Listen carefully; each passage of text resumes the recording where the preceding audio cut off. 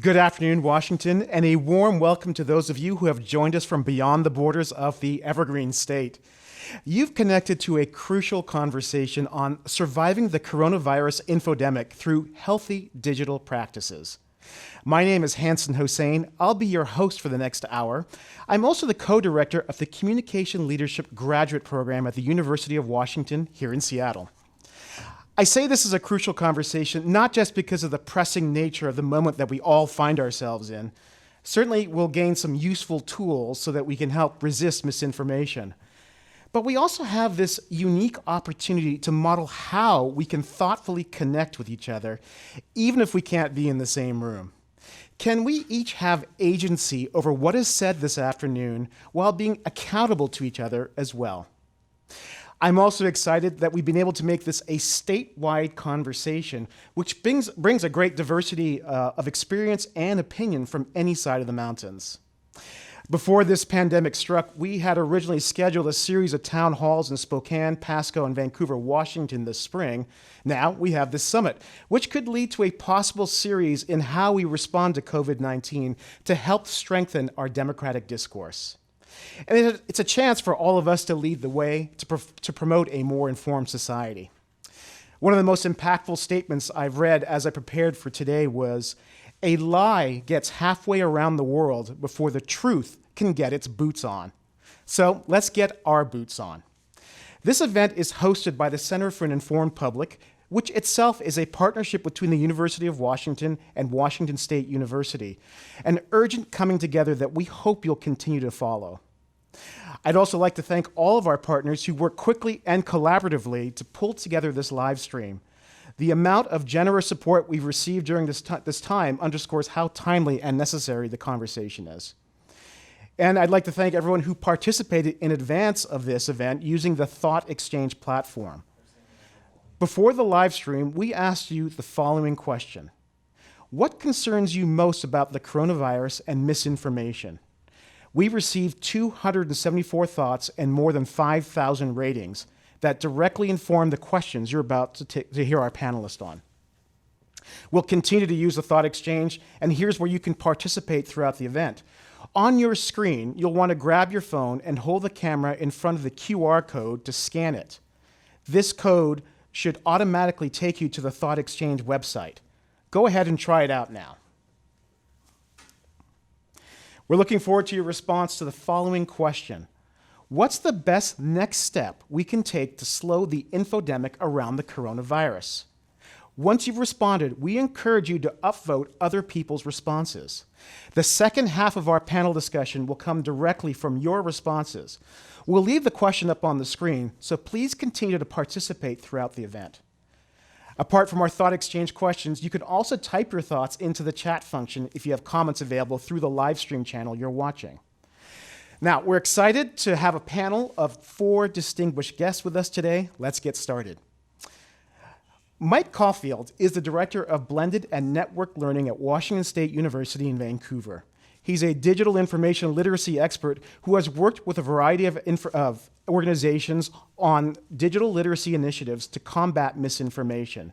His work has been covered by NPR, the Chronicle of Higher Education, and the Times of London. So Mike, we're facing a global crisis with an actual epidemic and an epidemic of misinformation. The World Health Organization has called this an infodemic, drawing a connection between the two. In what ways is this a good frame to think about the problem, and in what ways might it not be? So let's define what an infodemic is. It's a pandemic, right? Plus the level of viral misinformation that we see around right now. And that matters for a couple reasons. One is obviously scale. But the bigger issue is probably stakes, right? The stakes are very high, and while misinformation is always corrosive, sometimes dangerous, it's just the case right now that the difference between having the right information and the wrong information can be the difference between life and death on a sort of an immense scale, the difference between a society that can effectively respond to a crisis and a society that just sort of crumbles underneath it. What I like about the term and what I like about the analogy is it calls attention to another aspect of this situation with misinformation, Just like pandemics require a multifaceted, multi-pronged, multi-layered approach to stop the spread of a virus, infodemics require a multi-pronged, multi-level approach to stop the spread of misinformation. So when stopping a virus, if you think about it, you may need government intervention, you may need regulation, but you also need technological innovation, you need research, you need visibility into how things spread and why they spread. And down there, sort of at the bottom of that social stack, you need changes to individual behavior, right? Changes in our own individual actions. And it's that bottom layer that I happen to work on. I'm in the rather unsexy wash your hands part of the equation, except rather than hectoring people to wash their hands, I try to teach them techniques to sort fact from fiction on the web. I don't know if we can we show the first slide of the Infodemic blog website? Is that possible? I can't tell if it's up, so I'll just talk about it. So everything I'll talk about in the next 2 minutes is on this website, infodemic.blog, where we take some of the techniques that we've been teaching students for the past several years and we apply it to COVID-19. And what we teach are simple tricks, stuff that takes less time than singing 2 verses of Happy Birthday. So as an example, you might come to a website and you might wonder whether it's a good source of information on a topic. And if we have the slides up, if we can show the animated GIF, or if not, I'll talk through it. So assuming you can see this animated GIF, you should see a looping animated GIF of someone doing an operation in a browser. You come to a website, you don't know what it is.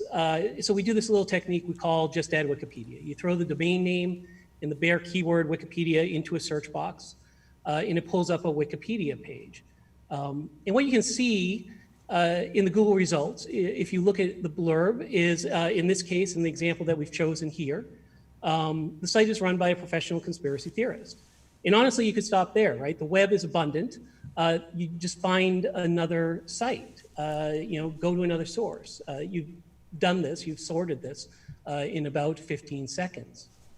If you can go to the next slide, the screenshot of Wikipedia. If you wanted to go a step further, you could go to the article and you could see, in this case, there are 5 references that support the fact that he's a professional conspiracy theorist named David Icke. Or you could scroll down the Wikipedia article and you can see that he believes the world is actually ruled, like literally ruled, by a bunch of lizard people shape-shifting and temporarily in human form. So not a great source of COVID-19 information, really. So again, there's multiple levels to this problem, but I compare these sort of quick techniques we show on infodemic.blog to hand washing.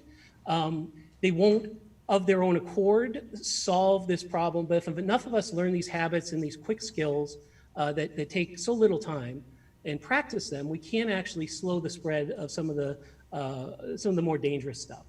And we have 4 other techniques, but they all take less time than washing your hands. They're probably easier than learning to stop touching your face. And what I would suggest is, by learning these and building this practice, that's one area of individual behavior that we can adopt to try to slow the spread of misinformation. So given all that, and that's extremely helpful and useful, Mike, what's the one imperative that we might be able to all remember and keep in our minds as we're going through this particular time and consuming all this information that would help us maintain that critical thinking? Yeah, the biggest thing to remember is this. I mean, the sort of key to all these other skills is when you start to react to something in any way, right? By surprise, anger, excitement, desire to share. You have to stop and you have to ask yourself, do I really know what I'm looking at? The web has a way of just sort of teleporting information to us in this sort of decontextual way where we believe we know what we're looking at, we believe we know what the source is, we believe we're being critical, but when we stop and take a second to say, do I recognize this source? Are they in a particular position to know something about this? we often find that we don't have that information. It's sort of an illusion. The biggest thing we can do, again, when you feel that a strong emotion, any sort of strong emotion, stop, ask yourself, what do I actually know about this source? What do I actually know about this claim? If it turns out you know less than you think, you're going to have to do a little bit of work, not too much, but you're going to have to do a little bit of work before you share that claim with others. Mike, that's a really great tip. I've noticed myself when I'm reading something online, I can actually take a step back and notice either my heart rate's going up or I'm sweating or I'm just getting more angry or more emotional. It's a signal to me to take a step back and actually put that stuff aside. So thanks for that. Mike, thank you. We're moving now to Kate Starbird, who's an associate professor at the University of Washington's Department of Human-Centered Design and Engineering. Her research is on human-computer interaction and the emerging field of crisis informatics, the study of how information communication technologies are used during crisis events. More recently, she has focused on disinformation and other forms of online strategic information operations. Well, Kate, why does a crisis like this precipitate this sort of infodemic? Yeah, so there's something just about crisis events in general that make us vulnerable to the spread of rumors and misinformation. And this is something that disaster sociologists or the people that study human behavior during disasters have known for a long time. That during a disaster event, often things are uncertain. And in that uncertainty, we feel anxiety about what should we do, what action should we take? And we want to resolve that uncertainty and that anxiety. And we do that by trying to come together, get information, share information, generate explanations for what's happening. And in that kind of, they call it a rumor milling process, in that kind of process, and also they call it sense making as well, that process of trying to make sense of what's going on, we can generate explanations that turn out to be true and explanations that turn out to be false. And so we're in that process, and I think we all are experiencing that right now with COVID. We're in that process of trying to resolve this uncertainty, and we're sometimes spreading things that may turn out to be true, that aren't true yet, or that seem true now and might not be true later, and things that are just blatantly false as well. And one of the things we have right now with COVID is kind of a perfect storm of sorts, because the event itself, you know, when I normally study a disaster, like an earthquake happens, and it's horrible, but for the first few hours, we don't know what's happened. We don't know what the damage is or where should we go and what's happened. But over the next couple of days, that uncertainty gets resolved. Most of it, you can see, okay, this is where the damage is, the communications towers go back on, and you can see what's happened. With COVID-19, the uncertainty isn't resolving. We have scientific uncertainty about how the disease spreads, about whether actions we take will change, you know, how that will change the progression of the disease. And the science itself of the underlying understanding, that's changing every day. The recommendations are changing. And so in that uncertainty, it's just feeding this rumor mill of anxiety, and we're trying to find ways to resolve it. And we're just spinning, and not just for a couple of days, but now for months. And I think in that situation, we're just naturally vulnerable. And that's without, you can take out the internet piece of it. We're just naturally vulnerable to spreading misinformation during those times. And unfortunately now this hits at a time when our information systems are characterized already to some extent by the spread of mis and disinformation. And so not only do we have this kind of natural situation that we're experiencing, we also have this socio-technical situation where we're acutely vulnerable to seeing misinformation, to spreading misinformation, and to being purposefully exploited by those that want to take advantage of this situation for some other objective, to share information in some way. And speaking of which, I mean, given this state of anxiety and vulnerability, as you said, who is most likely to take advantage of a situation like this? I mean, that's hard to say. Another thing that disaster sociologists have known for a long time is that crisis events are a time when some people, not most people are pro-social. They're trying to help out. They're trying to do the right thing. But there are a small group of people called exploiters that try to take advantage of the situation. And what we're seeing now is a range of people and entities and organizations that are trying to take advantage of the situation in different kinds of ways. And for some, it's to gain attention. For some, it's financial. They want to sell something or, you know, kind of manipulate the markets or whatever it is they're trying to do. They've got like financial motivations. And for others, there may be political motivations. And some of those are explicit. They know they're spreading disinformation. And other times, they're actually just trying to fit the information they have into a model of the world that matches their objectives or their values. And so a lot of the misinformation I'm seeing, even the political misinformation, isn't necessarily intentional misinformation. It's people interpreting the information that's at hand in ways that fit their political objectives. Well, Kate, you've researched this for so long, and obviously, as you pointed out, there's something unique about this particular crisis and the misinformation around this. What's the best advice you have for Washingtonians and others who are watching right now as they try to make sense of all these platforms and information flows? Yeah, a couple things that I would say. One, Mike's already said a lot of it in the sense of just, slow down, be really in tune to how you're being affected emotionally by information that you're seeing, especially before you share it. But even as you're absorbing it, be aware that when you're feeling a strong emotion, that may be a signal that someone's trying to manipulate you. And another one I have is just to let yourself off the hook a little bit. This is a time when it's a natural part of the situation for you to be sharing information with friends and family to try to help out. You think you have some information that might help them. And everyone makes mistakes. I've made mistakes. I think everyone on this panel has probably made a mistake. We've seen, Mike and I were sharing something. I said, Mike, earlier before the panel, I said, Mike, I think that's going to turn out to be misinformation. So just to let yourself off the hook and let family off the hook as well. It's good to point out when someone shared a rumor or misinformation, but we don't have to criticize them and criticize ourselves. We're all vulnerable to this, and it's not your fault. And it's okay sometimes to be there. And because part of the reason we do it isn't just informational, it's psychological, because we want to come together and talk to people and help in whatever way we can. And we think that sharing information is one of the ways that we can help. So just let yourself off the hook a little bit. That's excellent advice. I mean, this is very much like the fog of war, where when you just don't know what's going on, so you can't punish yourself or others when you don't get things exactly right. So thanks very much for that, Kate. As a reminder to our audience, please be sure to answer the question on the screen. What's the best next step we can take to slow the infodemic around the coronavirus?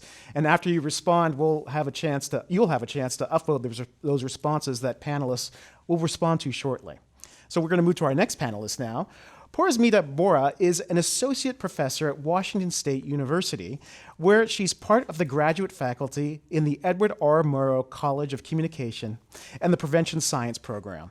Her main areas of research are emerging technology in the context of politics and health. Currently, she's working on projects related to misinformation, the 2020 elections, mobile health, and wearable technology. Porizmita, based on your most recent research, what works best in fighting misinformation, especially around COVID-19?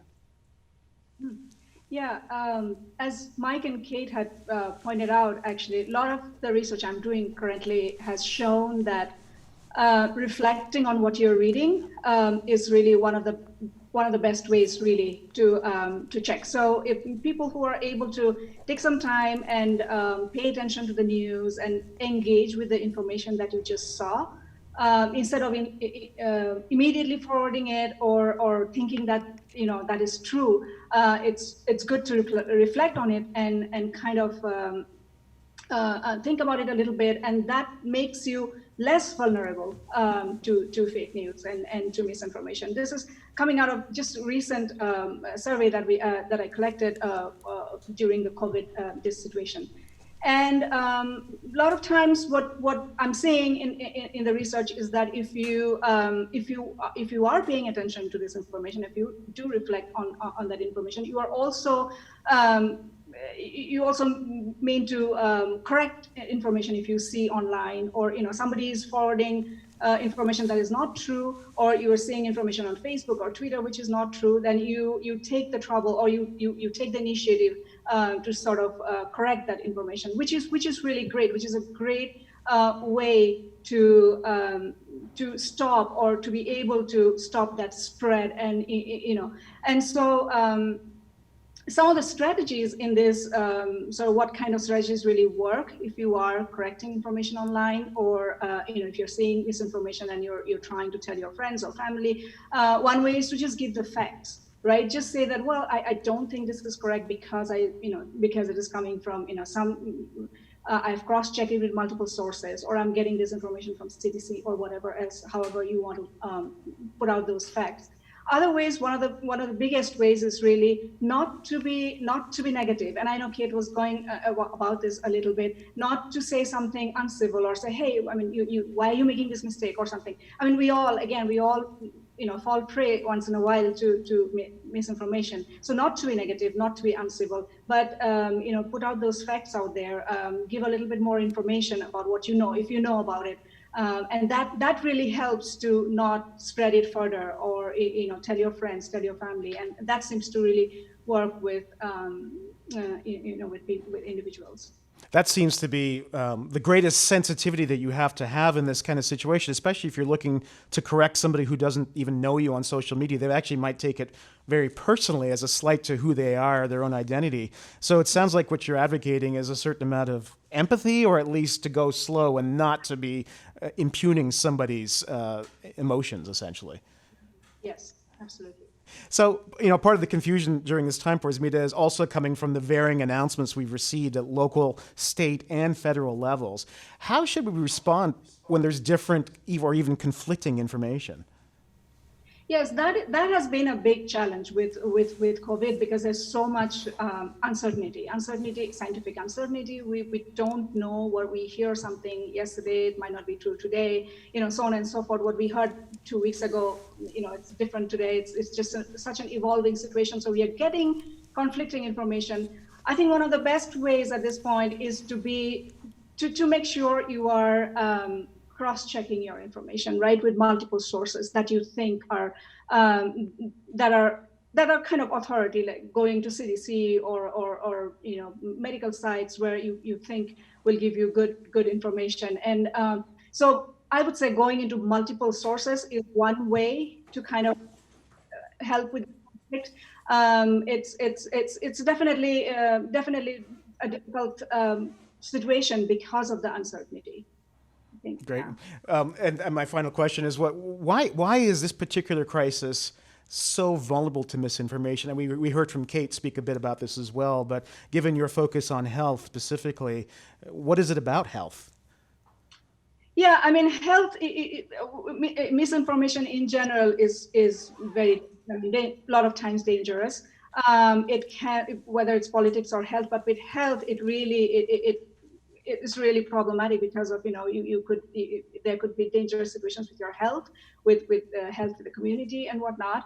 And as Kate was pointing out, and I have that in my mind as well in my notes, saying that this is a perfect storm. I mean, there's scientific, it's just really, misinformation thrives in situations like this. We do not have a scientific certainty, and then we are getting conflicting information from different places, and it's just a place where it is thriving, and it's very dangerous because it's related to health, and as we all know, this virus is not something to be taken slightly. So yeah, I think it is complicated than many other health situations that I have studied.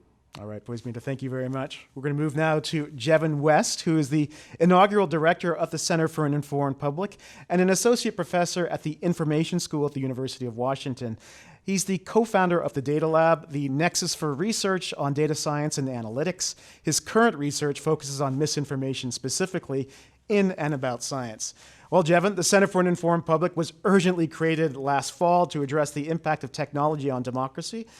While you might have anticipated a big ramp up in misinformation campaigns in an election year, what concerns you most about this coronavirus infodemic? Yeah, thanks, Hanson. And also thanks to everyone who showed up on a beautiful day. I'm looking outside and it's beautiful out there, but we're dealing with something quite serious. As you mentioned, Hanson, I mean, when we launched the center back in December, our goal was to first get the center set up, to hire people, to get students on projects, to get faculty coordinated in the center, to start developing relationships with industry and policymakers, and with teachers and librarians. And then all of a sudden came this COVID-19 thing, just as it has for everyone. And I know for many of people, this is a time of uncertainty, and it's also done a lot of damage. I mean, the biological virus has already done enough damage. And the thing that concerns me most about this infodemic is that we don't need any more damage. Let's let not to let it, but the biological virus is going to do enough damage let's do what we can to reduce the damage that can come from information viruses, if you allow me to continue with the metaphor. And we're seeing that many times the information itself, not even the virus, can do more damage. And so our goal in the center and as researchers, and I think all as citizens, we want to make sure we get the best information possible. We care about our health, we care about our family's house, our friend's house, and we're looking for answers. And unfortunately, answers for something like a pandemic that involves that complicated things in biology, and I studied biology for many years, unfortunately, those answers don't come that fast. So one of the concerns I have in the world in which we live in 2020 is that information sometimes moves too fast. For decades, for even before that, we've been developing technology so information can move fast. And I think that's great. But in some cases, it can move too fast. And in science is not comfortable in the fast lane. It's much more comfortable in the multi-year, multi-decade lane. And it's being asked to give answers in 10 days rather than 10 years. And I think from that, there can be some damage. So one of the things that we really think about and care a lot about is making sure we make this information environment as clean and undamaging as possible. Let me give you an example that just came from today that Kate had sent me. There was a Belgian research group that spoke with a reporter about some research they were doing, looking at whether coronavirus could be spread on the droplets of your sweat. If you're running along a trail and someone behind you, has a droplet of sweat. And they were doing simulations. So they weren't doing anything biological. They were doing simulations. They talked to the reporter reported on it, and it went viral. This is just only the last day or two. People are now worried. Should they be running? Should they not? Did you see the science study? Problem is, the science study hadn't even been written. There wasn't even a preprint paper. Preprints are before peer review. And people were making decisions based on science that didn't exist. So that's an example where things are just moving too fast. So you can see the theme that's kind of coming out here and everyone speaking is that we need to slow down. And I know it's hard to be a little bit comfortable with uncertainty. That's something we deal with in science and research, and it's something that's hard to do. But I think in times like this, that's the thing that I think will be sometimes the most helpful. Well, Jevin, you have a background in science. You just mentioned what might have looked like a science research report that led to misinformation. Some of what is happening right now comes from a profound distrust of elites, of experts, of big institutions. As we look at what's happened here in Washington State from a leadership point of view and how citizens have also responded to the crisis, what could we do differently here to rebuild trust and help reimagine how we deal with institutions and experts? I think trust is so important. Our world's so complicated, we have to trust in our fellow citizens and in organizations and experts. And it's declining in many cases. It's something I'm very concerned about as a citizen and as a researcher and as a teacher. I was just on a call today with the Knight Foundation, the Gallup poll, and also the Wellcome Trust in the UK. And the whole discussion was on trust. They just released some results around how the United States and internationally, what their feelings are of institutions more generally, their trust in institutions. And as you can imagine, it's declining for a lot of things, including important institutions like journalism, government. The good thing, there is some good news from it, because I'm always telling bad news sometimes. There is some good news. The good news is that trust in science has remained relatively high in the United States and internationally. The big report that came out of the Wellcome Trust showed that internationally, 3/4 of people still have trust in science. I'd like to see that one go up higher. It's actually higher in the United States. But there's a lot of distrust in other institutions too. In tech, for example. We all depend on tech. Right now, we're having this conversation because of technology. But there's a lot of distrust. And from both sides, that's actually, you see that from Republican and Democrat. There's distrust in these big technology companies. And so I know they're trying to contribute in good ways to this current situation. And so, as an example, we looked at some of the recent changes they've made to their platform. Some of these banners you may see if you go to Twitter or Facebook, for example, you search coronavirus, you might see a banner that says, here are reputable sources. And we can debate on whether that's working or not. Actually, my colleague Franzi and her graduate student, Christine, have looked at some of this, whether they're working or not. It's kind of an example of thing we do in the center. But ultimately, all this really comes down to your question, Hanson, which is around trust. And the institutions themselves need to do a better job reaching out to the public, which is something we're trying to do, and certainly do it in a nonpartisan way, and do our best to establish trust in each other too. We need to figure out other ways to speak to each other, and don't always assume malice. But I will say, of all the institutions, I care a lot about science. Fortunately, that's good, but that's not going to stay forever, especially when we see science making mistakes because it's moving so fast in this current crisis. Well, Jevin, thank you very much for that. And thank you all for your insightful responses. Now we're going to transition for the rest of our time to you, our audience, through the Thought Exchange platform.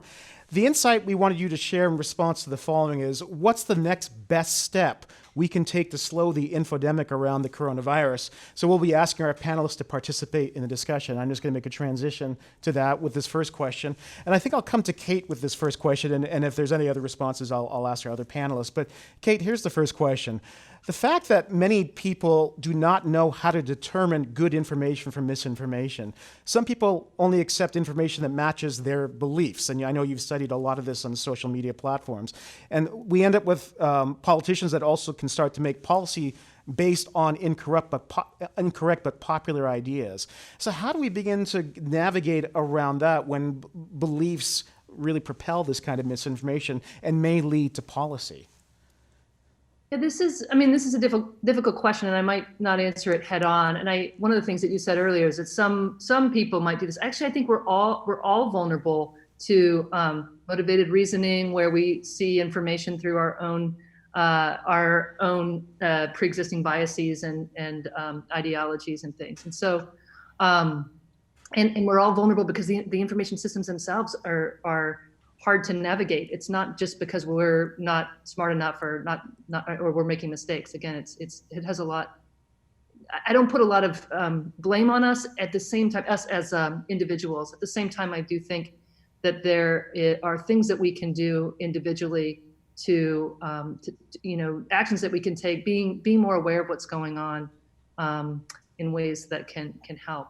But we do see, one of the things we do see, misinformation isn't really a problem if it's, a few people believe something that turns out not to be true. And it's not a problem when a lot of people believe different things that turn out to not be true. But, when a lot of people are getting these messages and they all believe something that's not true, then you get behaviors, especially around a crisis event, we can get behaviors that are maladaptive or that are not going to help us all in the long term with surviving this. And so one of the things that we worry about, we see a lot, is how information sort of moves, from the margins and people talking about it, where it's okay. That's actually what we do in crisis events, through influential accounts, political leaders, or journalists, cable news hosts, pundits, whatever it is, where it begins to spread really widely without a lot of in-between vetting of experts and other kinds of things. And so we see this kind of effect, and that's kind of partially due to our information systems and how they currently work,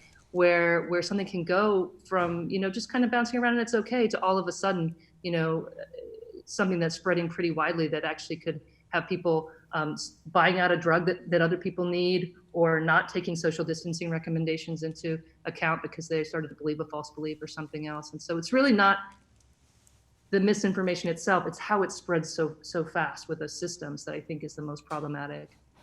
What you just said, Kate, leads to the next thought that was shared on our platform that I wanted to share with Mike and see what his response might be. And it is, once misinformation is released to the public, it seems to resurface again and again, even after fact-checking is made public about the topic. And the more often people hear the misinformation, the more likely they will believe that it's fact. So what do we do about that, Mike? We know, a lot of us know it's not true, but it seems to, through that repetition and maybe through the media system that Kate alluded to, how do we challenge this?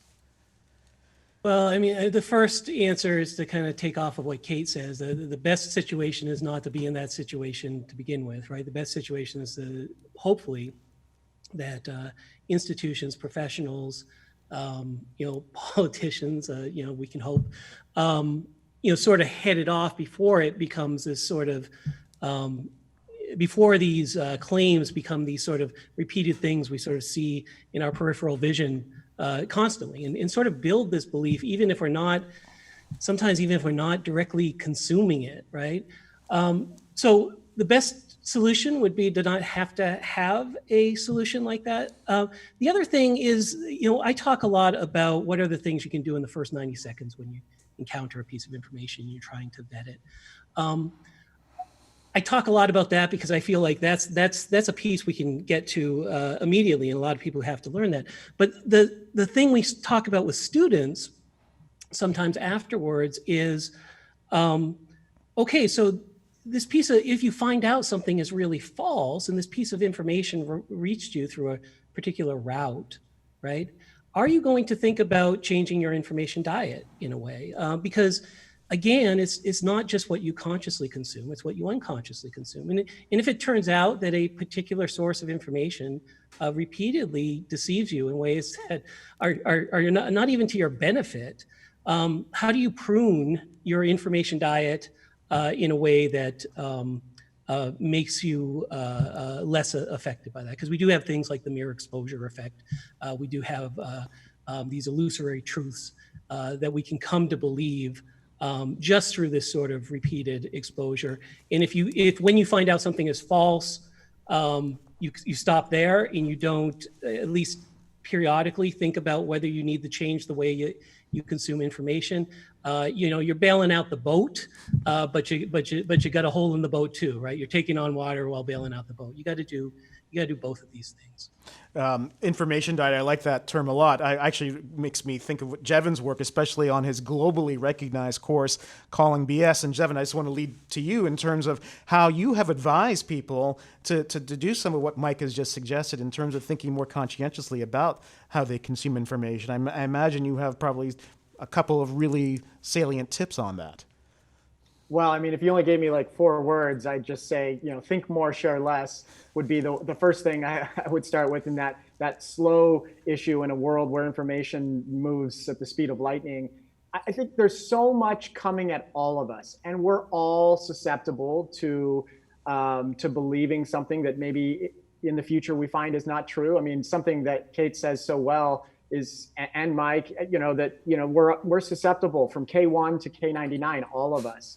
There's not just one specific group that just is especially prone. I mean, I think we're all susceptible. And so, one of the things that we talk about is the human on the other side a lot too. Of course, we talk about specific things to watch out for. For example, post hoc ergo propter hoc. This is this fancy Latin term that basically says just because something comes after something doesn't mean that they're necessarily linked and causally related, but we always fall for it. Sometimes it's helpful for us as humans. It can be, but it can also be a crutch. So there's different kinds of things we can watch out for to not sort of be hoodwinked. But what we need to do when we're calling it out is to look on the other side and realize there's a human. And a lot of times there's not malicious intent. Sometimes there is. There certainly are, with opportunists and propagandists and people that are trying to sell you something. But oftentimes these rumors, when you look at them at the population scale, a lot of times they root from good intentions and people just trying to sort out and do collective sense making, as Kate said. And so I think it's really, really important not to assume malice and to just assume honest mistake if it was. And also to start, I would love to start seeing people compliment the side that they're maybe not on, if they're teams. There's teams everywhere, so let's just use teams. Maybe a little more complimenting would be nice to see every once in a while. But in terms of like specific things online, at least right now during this COVID crisis, that at least we're seeing and have had conversations in the center often over the last several weeks, is to watch out for some of the old technology like text messages and email. A lot of misinformation is coming even closer to us personally. As many of you may have received on this video call right now, many of you may have received the text message, because I did, about martial law being implemented. A friend of a friend told me in the state of Washington that martial law and roads were going to be closed, et cetera. And so we need to be aware of even those technologies, that these things can pass really fast. But ultimately, I think we just need to to recognize that a human's on the other side, and most often they don't have malicious intent. Right. Well, given that sometimes it is no malicious intent, or maybe it's a disparate systems, I want to come to you, Porzmita, given your research specifically on misinformation and health, and just try this question that we received on Thought Exchange. You may not have the answer, but I thought I'd try. Regarding all manners of statistics, how do we make sense of the numbers when states or regions have different methods to collect, report, and use the data? So if we have all these varying systems of gathering data in different jurisdictions, how do we effectively aggregate and then make sense of what's truly going on? That's a difficult question. It's because I think because there are so many different ways of doing this. Some methodologies might come with certain so what I'm looking for, weaknesses that that we might not have the exact numbers. So I would say, crazy. I would say, whatever numbers you are seeing, don't trust. Sorry, I'm trying to struggle with the question because it's kind of complicated, because when it is conflicting information, then it's how do you make sense of it. I would say again, reflect on what you are seeing, and then and to go to different sources that you trust, and then make sense of it. Otherwise, if you're seeing conflicting numbers from different places, that might kind of throw you off, and that can be kind of problematic. I knew I threw a hardball question because I thought I was trying to connect it to your research. Maybe I can try one more and see if it works. Maybe it might just be your opinion as opposed to your research. But there's been some concern, at least here, that there's a possibility of prejudice against certain populations that are strengthening due to fears around the virus spreading. And so, do you have any advice for how we can help those vulnerable populations, or how we can think differently about that? Pardon me? Can you repeat that?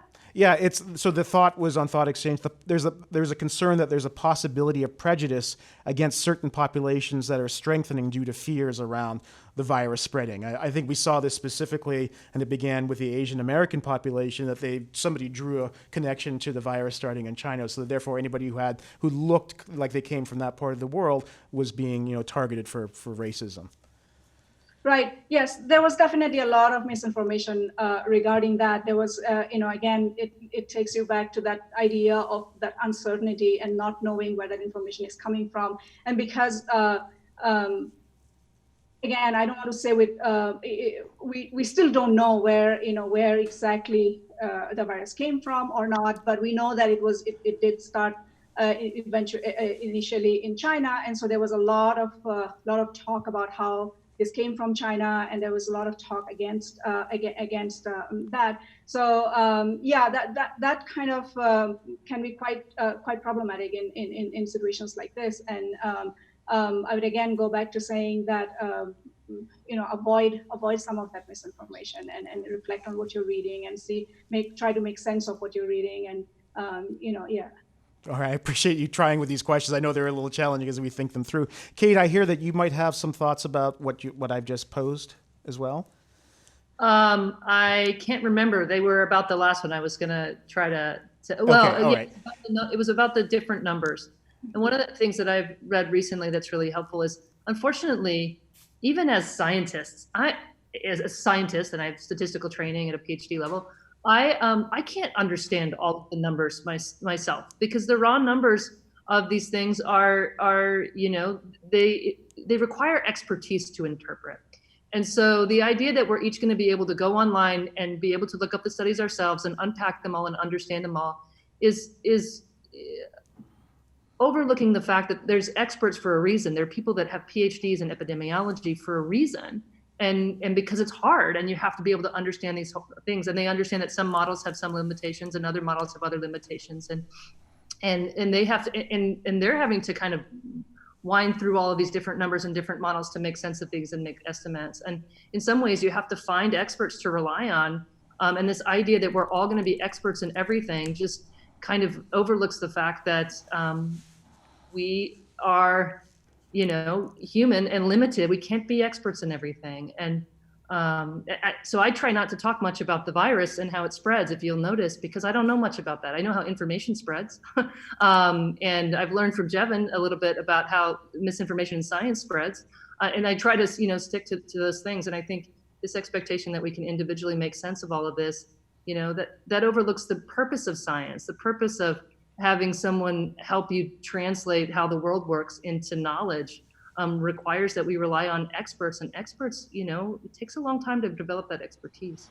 Well, I think and that's also Hanson. Yeah, Sorry, go ahead, I'm just going to Jevin. jump in because I think it's there's such great questions already, but it's one that I loved that one because that's sort of the central theme of the Calling BS class with my colleague Carl Bergstrom, where we spend a lot of time talking about how misinformation can pass through data and statistics, and that the goal here is to teach everyone and ourselves how to question data in the same ways we question language and rhetoric. And so the point I would say here is, first of all, the question is fantastic. That means the whoever sent that question and whoever upvoted it are thinking about those numbers and where they come from. And they should do that. You don't need to know anything about the statistics to at least question where they come from. Now, it doesn't mean you question, again, the intentions of the agency or the government or whatever, whoever's pushing those. It's just that numbers, just like language, can be interpretable, and you need to ask the kinds of questions you would ask in any sort of situation. But we're seeing science like in real time right now, collecting, sorting out things. If you ask these kinds of questions 10 years down the road, at least we'll have a better idea. But right now we're living it real time. Well, let me put this to you, either Jevin or to Mike. This next thought, which leads off what you just said, and it may be difficult to determine which information is valid. Decisions are made about drugs or actions to take based on the information that they believe. If the president says it, people may believe it. I think we had the president speaking very specifically to certain medicines that might help combat the virus. So how do we, when we have this challenge around who to believe and who's the expert and who's not, how do we make these decisions? It sounds to me there's a literacy element here, Mike, but I don't know if this is too challenging a question to try to take on right now. Well, no, kind of bringing Jevin's answer into this one.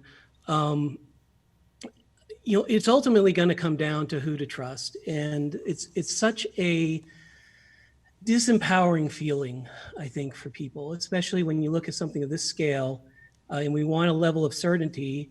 And we're taught from a really early age that we should be able to solve these things ourselves. If you look at your science education, for example, as you go through grade school and high school in the US, is focused on sort of being a mini scientist, right? I'm going to go and I'm going to independently verify, Gregor Mendel or something. And so the idea is, if we can all be little mini scientists, we can somehow get to truth. And the questions that we are looking at right now are just too complex for that. You're not going to be able to be a mini scientist and solve them. You're going to have some level, maybe some level of scientific literacy that allows you to see who might not be trustworthy. But ultimately, it's going to come down to trusting people. When we think about math and figures, there's a fascinating search I sometimes do on YouTube. I just type in "you do the math" and we search for, not through YouTube, through Twitter comments. And of course, what do you find there? You find people promoting all sorts of contradictory things as, oh, well, this is just simple math, right? Well, there's this many cases and there's this many deaths. So obviously the cases are undercounted. Obviously they're overcounted. Obviously, Cuomo messed up. Obviously, Cuomo is doing what, you do the math, you do the math. And it's so seductive because it puts us into a position of control. And most of what we do in our quick techniques, a lot of what we do with students is say, it's okay to say, I believe this because a lot of reputable sources say it. And people say, well, can you explain why this and that? He's like, all I know is a lot of reputable sources say it. They've generally been right before.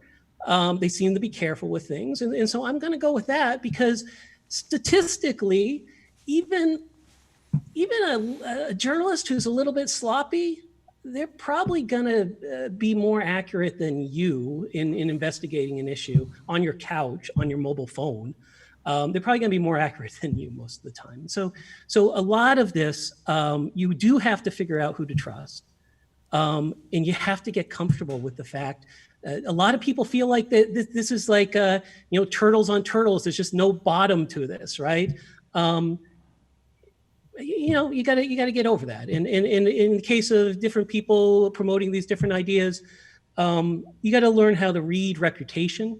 So what we do as we focus on this idea of reputation heuristics, which is what are some quick things that we can look for that sort of separate an expert from a non-expert, that separate someone that's careful from someone that's not careful. And one thing that does separate experts from non-experts is experts don't stand around and say, you do the math. They understand that these things operate at a somewhat higher level of complexity. Well, Mike, you mentioned journalists, and I think I'll put this out to everybody and we'll see who wants to respond to it first. And this is a thought that just came in. It said, I'm concerned that trust in the media will continue to go down as misinformation spreads. The press cannot survive as a check on the government when people no longer trust it. This is a loss of a fundamental part of our democracy. And of course, given the amount of government funding that's going in at the local level, state level, and federal level, the decisions that are being made, and as media not being trusted, how do we navigate that? And I'm wondering if any of our four experts would like to sound off on this concern around trust in the media continuing to decline and misinformation spreading. Oh, there's Kate. Yeah, so I'll try. I mean, I haven't seen the research yet that says that trust in media is declining during COVID. And I actually would be interested to see what that actually looks like, because what I see is that a lot of people, especially in areas that are affected, a lot of people turning to local media that they maybe hadn't been turning to at other times, because they're actually, it's relevant to them. It's someone they can trust because they're close enough. I know that my rhythms changed when this crisis started, and in part because I, every morning I tune into the Seattle Times, and that's not something I do normally. And I look at it 3 times a day because they're giving updates that are relevant to me and relevant to my family. And so I actually see this as an opportunity for people to, turn back to local media. The problem is that local media are suffering financially already, and now really acutely during this disaster, because they've lost a lot of their income on events and other kinds of things. And so actually I see this as an opportunity for local media especially, but other media as well, and journalism, to build back up trust. But unfortunately, we have to care about them enough to invest in them in ways to help support them through this time, and then looking forward as well to help them have the resources to do good journalism, because we need them more than ever. We need someone to help us wind our ways through science that's changing and moving, and people taking, pieces of it to support different kinds of political ideologies and all that stuff. And we need someone to help us get at what's true right now. And journalism should be that. That's absolutely true. Devin, you have a response as well? Yeah, I was just going to say this Gallup poll that just came out actually supports what Kate's saying, that well, and I will say the whoever asked that question and Kate are both right. So according to this data that just came out from Gallup, which is that trust in journalism is going down in the United States, certainly, both on the on the left and the right, and more among Republicans than it is, but it's still going down overall. But in this crisis, there's been a huge uptake in both local journalism, more so even than national journalism. Which speaks to what Kate was saying. What's interesting, they found in the poll, is that the levels of trust is maintained the same. So it hasn't gone down during COVID. It's actually maintained the same level, but there's been a huge uptake in that news, local news especially. And if there's one magic wand that I could wave, and all you users out there, please come up with a solution to that, because I think it's one of the most important things we can do in this area, in this topic of infodemic, is to figure out how to build sustainable models for local journalism. I think we all care about that. We may disagree on the nuances of tax bills and certain policies in our local communities. Fine, let's have those debates. But we need local journalists that represent and live in that local community to go out and help do that sense making. So I think that would be incredibly important. But just wanted to throw that little tidbit out from this recent Gallup. Thanks, Devin. Porzmita, I understand you have a response as well. Yeah, no, I was just going to say what Kate and Jevin was talking about. There was a survey done in University of Texas, Austin, where they showed, they found that exactly that people are really going more and more to local news for this during this, pandemic. They're really wanting information from local news, and they're, they don't see trust going down as such. I mean, in general, maybe there's some information about that, but at this point of time, people are really looking for information from the press, and particularly local news, and that's yeah. I'm going to keep you up here for a little bit longer. I just want to ask you a question based on your work, Parsmita, that looking at misinformation and health specifically, can you even at this early point begin to anticipate what impact there might be on policy in Washington State around health as we move forward with what's happened with misinformation? Yeah, possibly we'll see more.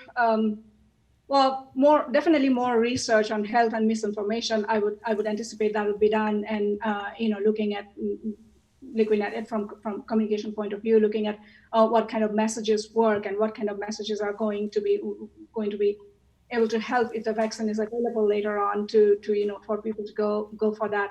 And research projects such I think will be really helpful. And I mean, we've been reading news about how Washington State is putting in funding for for research that looks into some of this. And I think misinformation will be one that will definitely be in one of the top. We'll get priority. I look forward to that once this is over to see where we go. So thank you for that, Mike. I understand you have a response as well. Oh, I was just going to take off on what Jevin was saying, and I think it ties some of the stuff together. There was a survey out a while ago. I'm trying to remember. I think it might have been Pew, but it showed that while trust in institutions has declined, trust in a lot of the individuals in the institutions haven't. So people, for example, that might have a low trust in some scientific institutions still have a high degree of trust in scientists, right? And you find some parallels there in journalism and newspapers and so forth. So one of the pieces here that people have talked about is whether you can leverage the trust in the scientist, right, to explain more how they work within an institution. Because what people get confused by, I think, is sort of these institutional relationships, and the fact that this money comes from here, and a lot of this is they're rightly concerned, right? They understand a scientist goes out, they try to find the answer to a question, but they worry that institutional incentives are warped. But I do too. So one of the ways forward, I think, is in a lot of these professions, there's a higher level of trust in the practitioner than there is in the institution, and part of that comes down to, can the practitioner explain a bit more of what the process is and so forth. Great, thank you. I think I'd like to use this as our final question, and we'll look for your hands up, panelists, to see who wants to respond to it at all or first. But I like this a lot because we've been talking a lot about social media and digital media, but there's also just a lot of things going on at the community level around this state, which are really inspiring and very hopeful. So here's the question. Is there any way to personally help spread good information and sources of information concerning this pandemic besides social media? Is there a way for us to provide some positive community reinforcement that doesn't necessarily require a screen or a cell phone or something like that? Anybody want to respond to that? Any hands up? No hands up. I can jump in first. I'll say that before this meeting we're all having right now, I was walking through my neighborhood to get a little fresh air before we started talking, and I saw this wonderful new idea in my neighborhood. It's called I think it's called a joy wall or of some sort. It's like these little libraries, that you have and you put books in, and people house those and they exchange books. Well, it's a set of pictures and poems and things that sort of bring joy. And I saw people sort of congregating around there. And it's that, meeting together in a neighborhood. And I think many of us have seen this, that more people, or at least that I've seen personally, this is my personal experience, people are talking more and, in the physical space, because they're sort of desiring that because of all this, digital stuff that we're doing, and looking to, experts that, your neighborhood might have a doctor. They might have, because we all sort of live in a community of experts, a doctor, a teacher, a librarian, all these different, there's so many different levels of expertise that we can sort of sort through these things. So I think, you're just going out and talking. I know it sounds so basic, but I love the question about, social media is not the only way. In fact, it can be quite addictive. We have colleagues in our school that study the ways in which social media